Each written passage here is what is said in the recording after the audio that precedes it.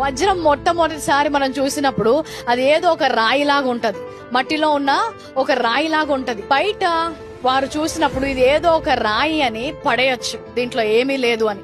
కానీ ఎవరికైతే ఈ వజ్రం గురించిన జ్ఞానము తెలుసో వారు ఆ రాయిని చూసినప్పుడు అది ఏదో రాయి పడేయాల్సిందన్నది కాదు, కానీ ఇది ఒక విలువైనది అని వారు తీసుకుంటారు. అది తీసుకొని దాన్ని రిఫైన్ చేసినప్పుడు అందులోంచి ఒక శక్తివంతమైన పదార్థము వజ్రాలు బయటికి పడతాయి. హల్లెలూయా. సో బయట ఉన్న వాళ్ళకి ఆ రాయి యొక్క విలువ తెలియకపోవచ్చు. ఈ రోజు మీ చేతిలో ఉన్న విలువ బయట ఉన్న వారికి వెర్రితనంగా ఉండొచ్చు.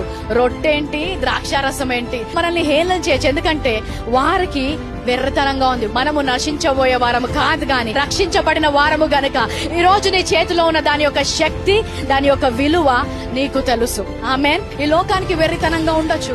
ఏంటి ఒట్టి రొట్టె మీకు స్వస్థత వస్తుందా, ఆ జ్యూస్ తాగితే మీకు విజయం వస్తుందా?